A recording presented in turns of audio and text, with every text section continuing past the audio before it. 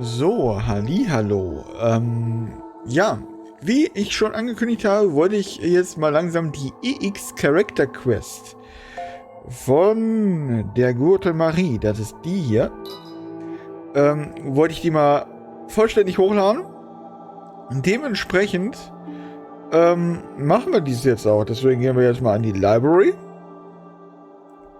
und gucken uns die Story komplett an. Ich werde dieses Video mit dem vorherigen, wo wir nur eine Quest hatten, ersetzen. Das heißt also, die Nummerierung wird ein bisschen anders sein als bei dem Halloween-Video, was ich jetzt hier vor aufgenommen habe. Und ja, wünsche ich viel Spaß beim Schauen der Geschichte.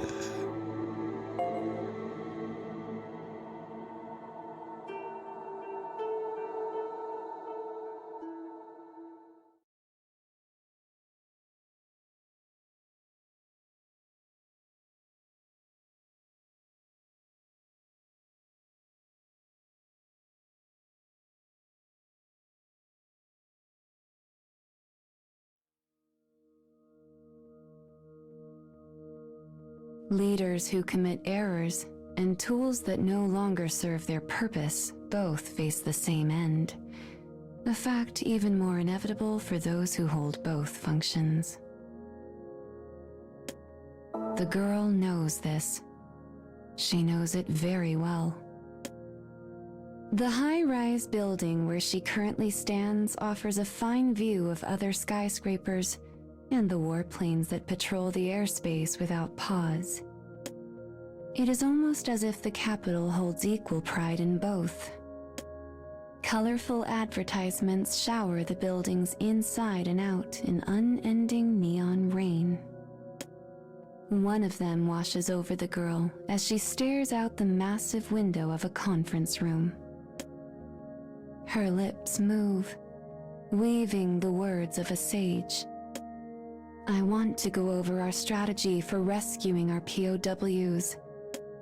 Platinum hair, pale skin.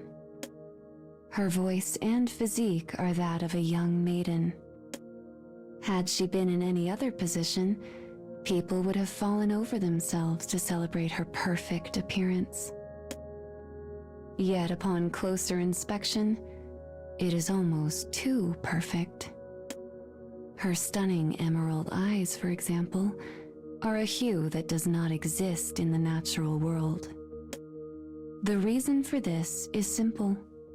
She is an object crafted by humans. She is not one of God's creations with a body of flesh and blood. Instead, she is the heart of the country's intellect, the apex of their scientific prowess. She is an artificial intelligence burdened with the authority to rule. A thinking machine that determines the destiny of all mankind. It is an almost overwhelming responsibility. Currently, the AI is projecting a semi-transparent image of herself into the conference room. Because she needs no rest, she works at the business of governing tirelessly and without pause. Her presence is so pervasive, she has come to be seen as a kind of divine figure by the majority of the population. Although that's going to change once the second unit comes online. Shaking her head to clear this thought away, she turns to face the meeting attendees once more. Small tables have been arranged like pews in a church, so all present might admire their ethereal creation. Each table contains a handful of elderly individuals. These people are collectively known as the Conclave. It is their duty to ensure the needs of humanity are met under the AI's governance. Each time the girl nears a decision, they offer suggestions and tweaks from a human point of view. Yet despite the monumental importance of this task, their faces appear relaxed and worry-free. She will deal with everything, they often say. After all, she cannot fail. Having created their new god, They now worship it with a fervor bordering on madness. How in the world did we get to this point? When the AI returns to the topic of the POWs, the Conclave members stare at her with clear and happy expressions. She alone understands the severity of the situation. She alone recognizes the horrors of war. Despite how the elderly humans barely pay any mind, she speaks with passion. But it is more than mere kindness and duty that drives her this day. 6 hours earlier, the girl stands alone before a solitary jail cell. Inside, a hoarse voice produces a few bars of song. When the singing comes to an end, she asks a question to the unseen vocalist. "Do you like music?" A bashful voice replies in turn. "No, not me, but my daughter." There is a weak laugh that causes the girl to cast her eyes downward. "I should have known." The daughter he mentions is currently imprisoned by their enemy in an ongoing war. Of course he's thinking of her. They're both currently rotting away in prison. The man was once a member of the Conclave, but certain actions had caused him to lose both his position and his freedom. The enemy knew he was a high-ranking member of the government, making his daughter a very valuable prisoner. And she quickly became fodder for further negotiation, as well as treason. The enemy had threatened unspeakable things to his child, and after many sleepless nights, he finally handed over classified information in exchange for her safety. But the government cared not for his reasons. They cared only that he had committed the crime.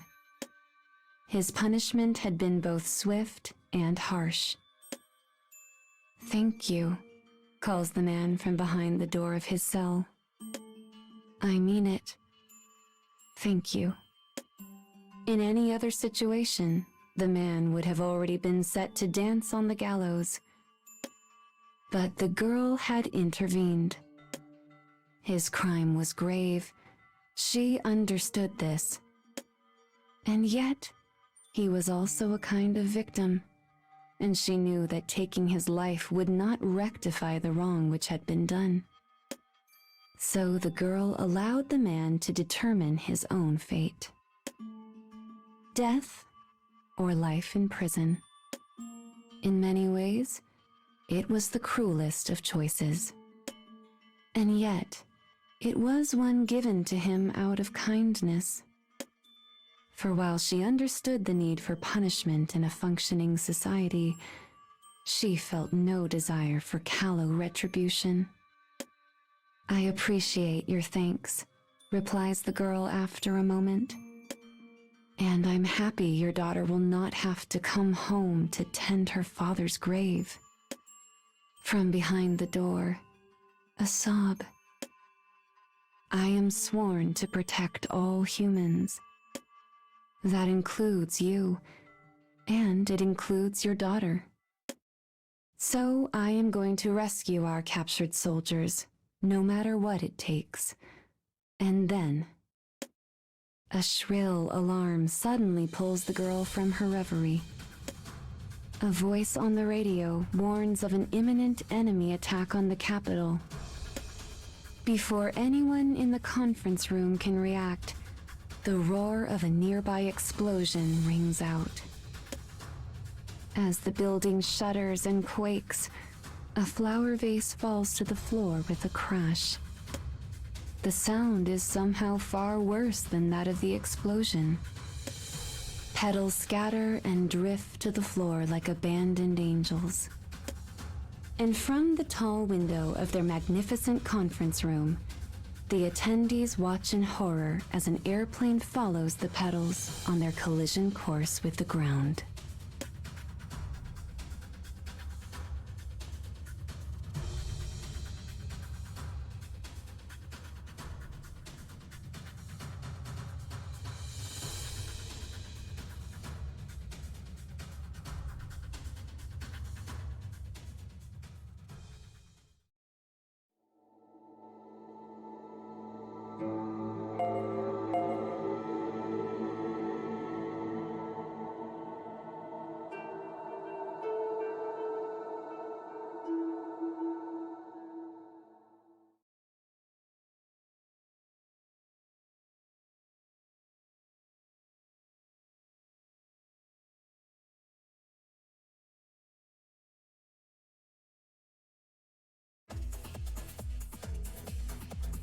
The conference room is chaos. The enemy has struck the capital without warning, attacking both military and civilian targets with the worst kind of ruthlessness. Buildings crumble, bridges fall, fires rage.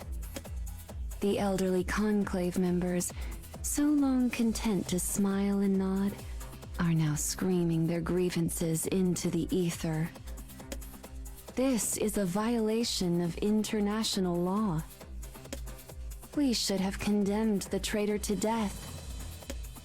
I don't want to die. Not like this. The attack had clearly been precipitated on the information provided by the former conclave member the AI had chosen to spare. And now, with madness raging all around her, she stands silently in the midst of the maelstrom and shuts her eyes. She is doing what she was designed to do, devoting her superhuman computational speed to access the network in a way no human ever could. In a nanosecond, she is connected to every camera in the city, as well as all operational military servers. If a facility is still up and running, she takes its information. If she is unable to access a point or suspects its destruction, she uses its coordinates to designate damaged zones. The scale of the tragedy is far worse than she feared. A small gasp escapes her lips as information pours in. But she is not truly nervous. She has been programmed with that reaction to better mimic the response of a human. In a blink, she has constructed a map of the damage in her memory banks. A moment later, her eyes fly open. Please calm down, everyone. The elders cease their squawking and turn to look at her. Their eyes are filled with panic. Their hushed murmurs the bleatings of supplicants in the face of their god. Our enemy is approaching the city from the northwest. All airborne escape routes have been compromised. The conclave gawks at her as if they simply cannot process the information, but she soldiers on. Though many subways have partially collapsed, you should be able to navigate around the rubble and use them to make your escape. She speaks calmly, rationally. She might as well be mentioning a pleasant breeze on a light spring day. But inside, she is reeling. For though she is an artificial intelligence, she still possesses a heart. When humanity built their ruler, their god, they made sure to install a program resembling human psychology. So she knows that people are suffering, that they have lost homes, neighbors, families. And the kindness of the girl is aghast at the depth of that pain. So, it is not her programming or sense of duty that push her forward now, but kindness. She glances out the window. Thick smoke billows from below, as though attempting to blot out the very sky itself. The city is going to fall. If we have any hope of avoiding further casualties, we need to set up a provisional capital and abandon this place. She instantly selects a city that is both easily defensible and has the ability to accept a flood of refugees. In less time than it takes to draw breath, she has determined their next course of action. But it will not be an easy thing to move an entire government, its people, and its army to the new city. If they have any hope of survival, she will have to halt the enemy attacks and secure a path to safety. I will divide up my processing capacity to buy us time. The rest of you, Evacuate and lead the people out of here. Go. Her orders given, she vanishes from the conference room, only to appear on every television screen, monitor, and street corner throughout the city. She summons all of the army's unmanned weapons and deploys them. She confirms enemy locations and drafts battle plans in response. But as these plans lurch into motion, she takes a moment to gaze at the devastation around her. The crimson flames of war glimmer in the deep of her emerald eyes. The city is dying. This was a home for so many, the place they had poured their hearts and souls into. But now it is little more than a graveyard, with blackened skyscrapers standing sentinel above a river of fire, almost as if they are attempting to mourn what has been lost.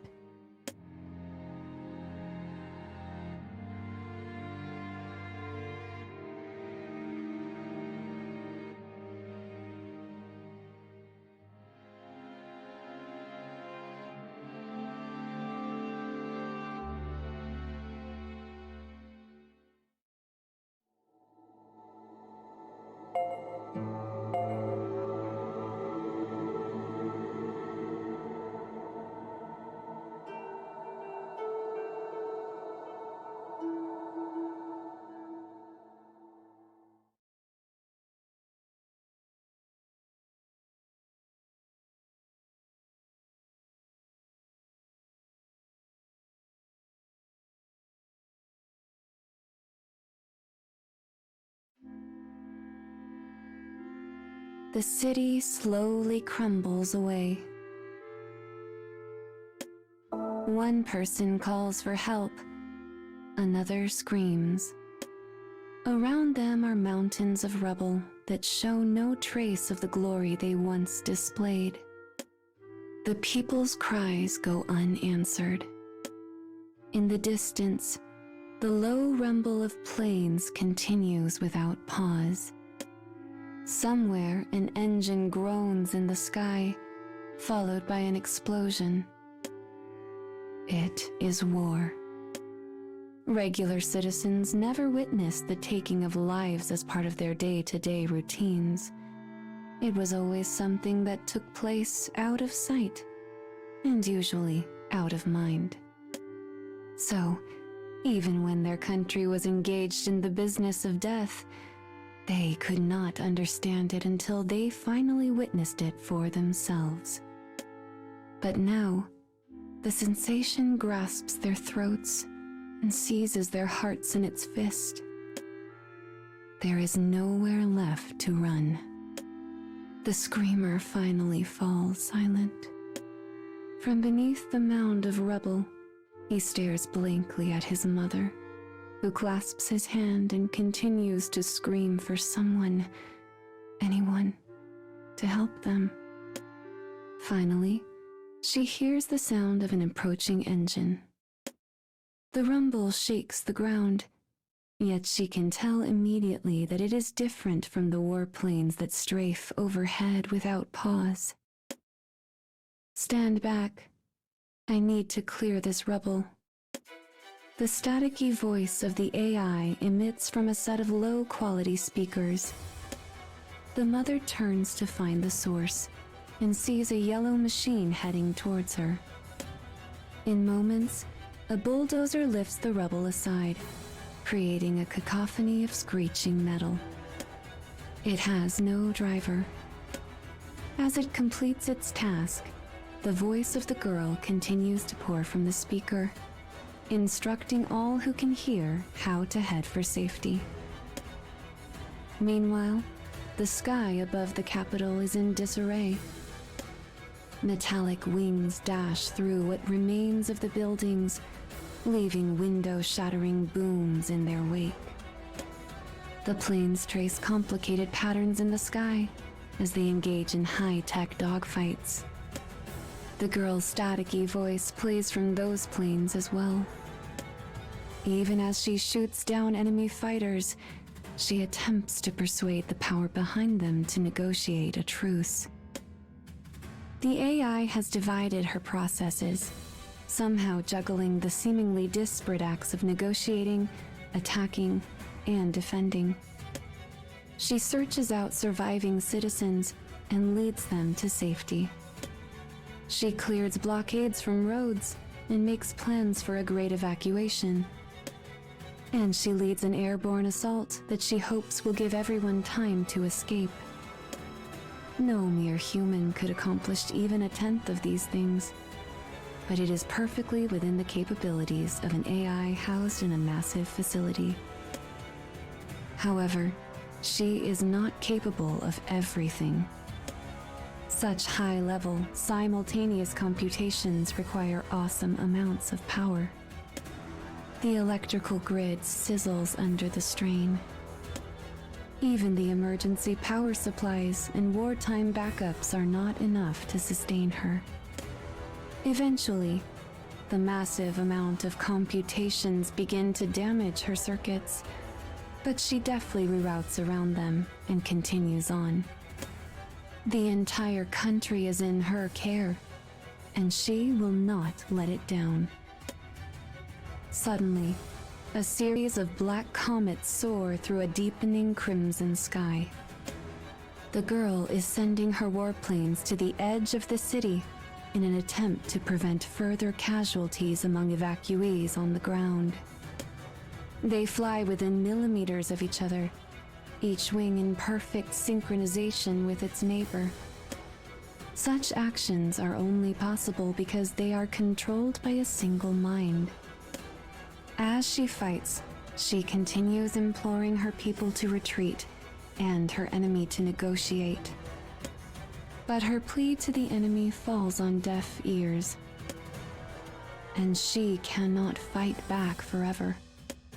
As she ponders this, she receives a message. It is from a woman, the leader of the conclave. Her speech is nervous, hesitant. For a moment, it seems language has abandoned her entirely. But the girl does not need to hear her words to know what she is saying. Her mood tells all. I am to be disposed of, correct? The girl's voice is low, almost intimate. It betrays not even the faintest hint of surprise. The woman, shocked, instantly begins to stammer out a wholly unnecessary explanation. She starts by rehashing the recent turns of events.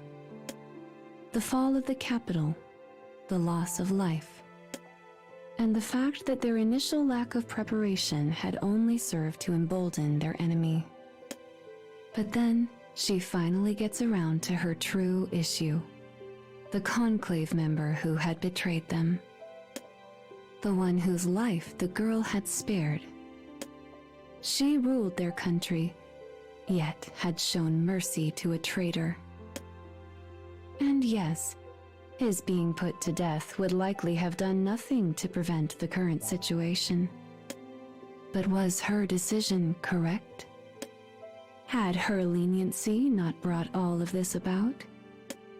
And what worth was there in continuing to obey an AI that had failed, to use a tool that could no longer serve its purpose?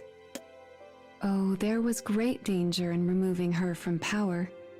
The Conclave understood that well, which is why they had decided to discard her like so much rubbish only after the defense of the city was complete. Her lengthy explanation finally finished.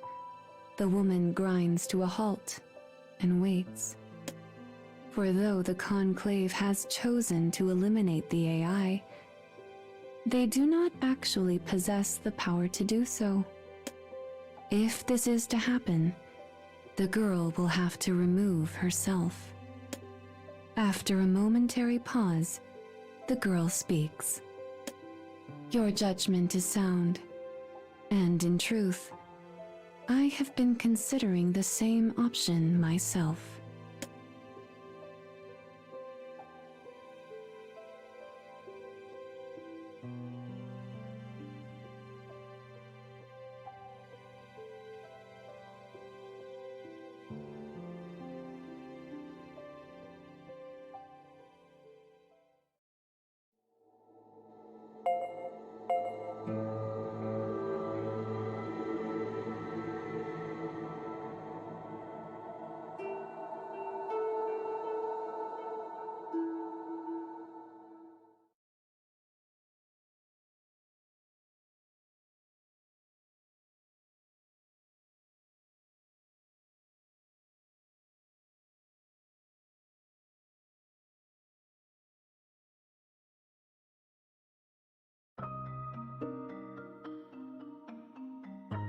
Several hours have passed since the end of the evacuation. The girl who used to rule over the entire country now finds herself utterly alone.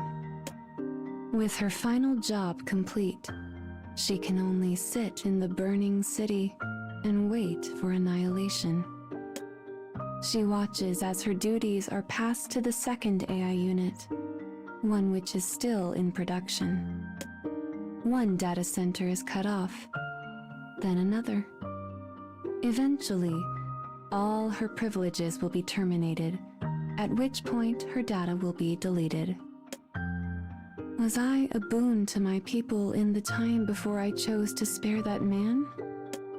Did my presence help guide the country toward a brighter future? Or did I just... Such thoughts rattle around the increasingly empty portions of her memory banks. Her world is past tense now, her life destined to end in failure. She derides herself for being consumed by such useless thought. But then she realizes something. These are the first useless thoughts she has ever had. She has never before considered what her life might mean for herself. She only acted in the interest of her country and its people. 17 minutes remain until she loses all authority. She attempts to activate abilities she has always known, only to find error messages. She has become a bedridden elder awaiting the end. Soon, the girl begins examining each part of her increasingly fragmented existence. She is curious about her end and wishes to know it as best she can. Warplanes overhead no longer respond to her command. Bulldozers now rumble at the behest of another. The city she once knew so intimately has now gone dark, its data centers beyond her reach. Her voice can no longer reach the people. Her hologram is a forgotten memory. And though this saddens her, she is also somehow content. Finally, she makes a half-hearted attempt to access the surveillance cameras. To her surprise, the request goes through. The girl finds that the vast majority of cameras have gone dark, most likely destroyed during the attack. The few that survived unscathed are dirtied with soot and show only the occasional, unrecognizable blur. Yet she keeps watching them all the same. The people loved this city, and she, in turn, loved them. So, she wants to do what she can to care for it in the end. Suddenly, she sees a pile of rubble shift in the gaps between the soot. Is this what surprise feels like? She quickly adjusts the camera and zooms in. They missed someone in the evacuation. She attempts to analyze the image, trying to refute her own thought. But then, unauthorized user. She stares at the moving spot in the rubble, unwilling to give up. Skin-toned fingers flutter weakly on the screen. Her non-existent heart beats just a little faster. I have to save them. Unauthorized user. But she can do nothing. She cannot even tell someone else about the survivor. Life perishes before her eyes. So many lives she wanted to protect were now dying because of her. And all she can do is apologize. I'm sorry. Though her words reach no one, she continues to apologize. I'm sorry. I'm sorry. I'm sorry. Something that feels like a tear springs to life from a place she never knew existed. She continues to stare at a few meager pixels in a sooty, distorted image. And the feeling it gives her is so much worse than the thought of her own demise. Finally, she asks herself a question. Am I really okay with such an end? No. How could I be? Perhaps she was a failure. After all, her mistakes came at the cost of uncountable lives. She had not even been able to save her own people. If I'd made the right decisions, this never would have happened. But if I did that, she thinks then. She holds the thought in a moment longer than all of eternity. But her thoughts are no longer meaningless. There are 3 minutes until her deletion. And with that realization comes another. She will use whatever authority she has left to prevent that from happening. No matter what the cost might be. Because she has to atone for her sins. And there are still so many people to save.